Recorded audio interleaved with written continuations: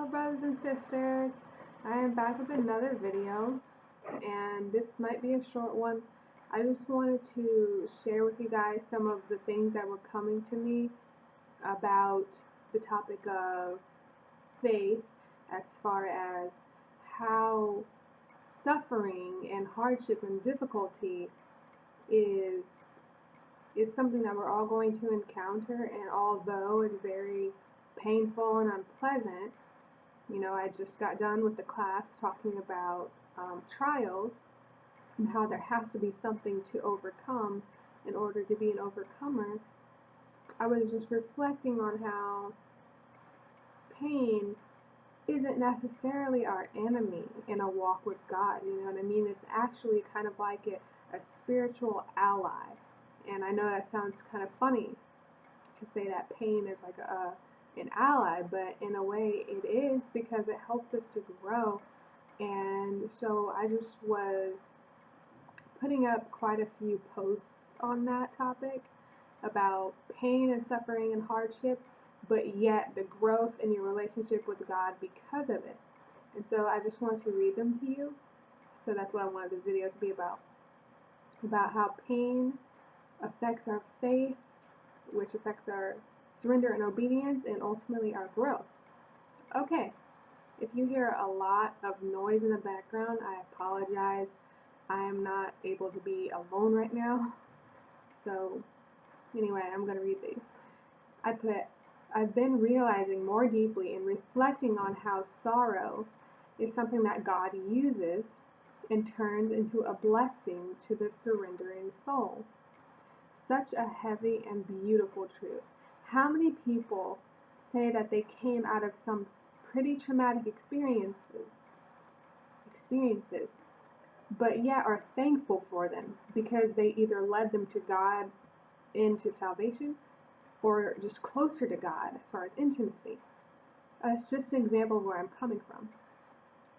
And then I said, again, what better way to build a masterpiece in us than for the Lord to allow us to be broken and then build us up exactly how He wants and how He knows we need. What better way than to start from scratch when we are but pieces? From what? Sorrows, hardship, severe difficulties, anything that would allow us to be broken. Then we get built from the beginning, from the bottom up, having all the pieces put where He wants, when He wants. There you have us coming into the fullness of what we were designed to be. Then, having sin removed at the completion, we get a glorified vessel that embodies God's glory on us with degrees, depending on how greatly we surrender to Him. Wow, He is the potter, we are the clay. We are allowed to be broken so that it can be turned around for our good. And then again I said, when things are okay versus when things are difficult, comparing those two. When all is well for us, it can be easy to get wrapped up in our contentment if we aren't grounded. It could cause us to look to God less should we not be properly grounded in Him. When all is chaos, we learn by nature to do very important things for a faith walk. 1, ask for help, and 2, take advice. Bingo! We surrender and learn more about God as our Father and perfect provider when we say, God help, and He does. When we say, God, what do I do now? And He answers, and we listen. The truth is that everyone is given their portion of suffering and sorrows in this world. The truth is, we benefit from sadness. Sadness is good for our growth. Wait for it. Ecclesiastes chapter 7 verse 3, and the same chapter, same book, verse 14. We could use a way to remember who we need more than anything and how to cling to that relationship. Woohoo!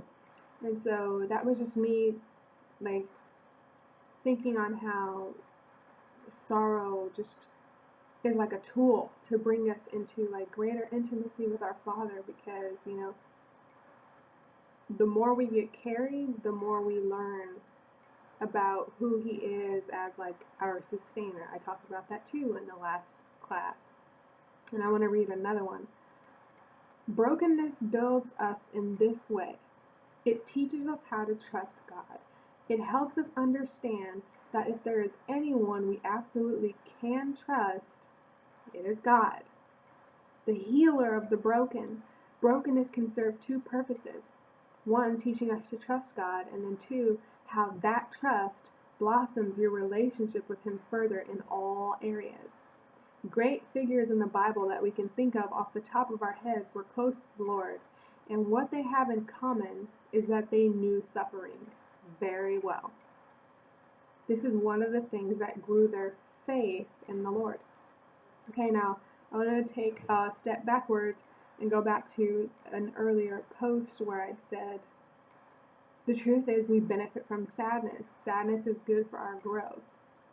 Okay, and then I gave some scriptures. I actually want to read those, so I'm going to pop over to Ecclesiastes chapter 7, and I'm going to read verse 3, and then I'm going to read verse 14, because I feel like these are just so excellent. And I remember reading these before, and I was like, I read them and I thought, that's kind of an interesting thing to say, and I didn't really quite understand it, but as I'm going through this faith walk, eventually the Lord opens these things up to our understanding.